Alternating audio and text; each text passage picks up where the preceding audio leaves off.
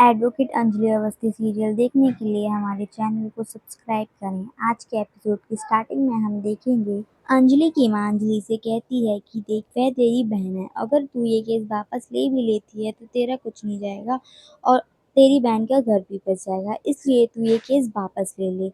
अंजलि कहती है कि माँ, मैं ये केस वापस नहीं ले सकती। अगर मैंने ये केस वापस ले लिया तो मेरा और मेरे पापा का आत्मसम्मान डूब जाएगा।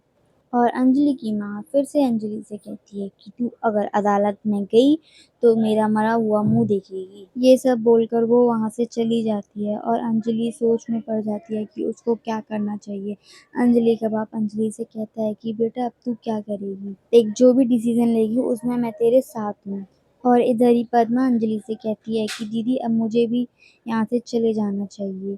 वो आपकी माँ है और मेरे पास माँ नहीं है, मुझे पता है माँ की वैल्यू कितनी होती है। आपको उनकी बात मान लेनी चाहिए और ये केस वापस ले लेनी चाहिए। ये बोलकर पद्मा वहाँ से चली जाती है।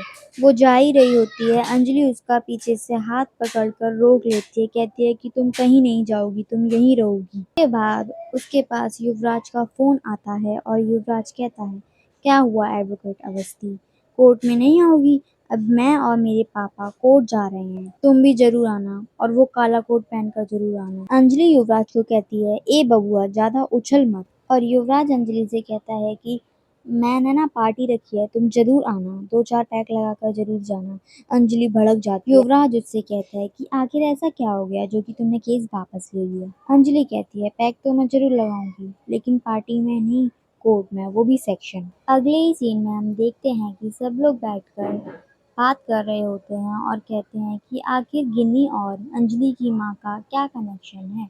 नंदिनी की देवरानी कहती है कि भाभी, फिर भी ऐसा क्या कनेक्शन है कि राघव सिंह राजपूत की बात ना मानकर उसकी माँ ने गिन्नी की बात जल्दी मान ली। इतने में ही पीछे से गिन्नी आ जाती है और कहने लग जाती है कि आम खाओ ना, गुठली क्यों गिन रही हो, मैं अपना वादा निभा रही हूँ। मैं आप अपनी गृहस्थी देखो, मैं अपनी गृहस्थी देख रही हूँ। मैं अपने पति के लिए ये सब कर रही हूँ ताकि मेरा पति मेरे पास वापस आ जाए।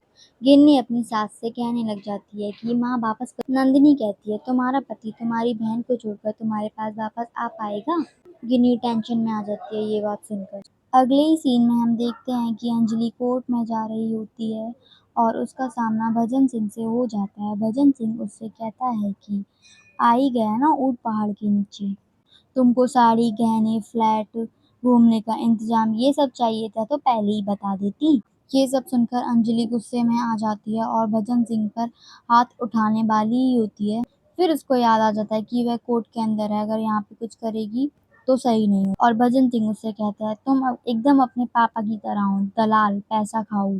उसने भी राघव सिंह राजपूत से पैसा खाया था पहले कोर्ट में, इसीलिए वो हार गया। अंजलि कहती है कि ए भजन सिंह, आवाज नीचे, मेरे पापा के बारे में एक लफ्ज भी मत बोलिए। और वो उसका कॉलर पकड़ लेती है। दोनों में लड़ाई हो जाती है और कोर्ट के सारे वकील उन दोनों को अलग अलग करने की कोशिश करते हैं और भजन सिंह वहां से पिट पिटा कर चला जाता है। अंजलि गुस्से में गिन्नी को कॉल लगाती है और कहती है कि मिल गई ना तेरे को तसल्ली, तेरे पास बहुत पैसा है ना, एक साड़ी, कुछ गहने, फ्लैट और एक कार देकर तू क्या साबित करना चाहती है? तू मुझे और मेरे पापा को बिकाऊ साबित करना चाहती है ना। तेरी वजह से मुझे लोग कोर्ट में दलाल बोल रहे हैं, रिश्वतखोर बोल रहे हैं। अब तू मेरी बात कान खोलकर सुन ले, राघव सिंह राजपूत को तो मैं कभी भी माफ नहीं करूंगी।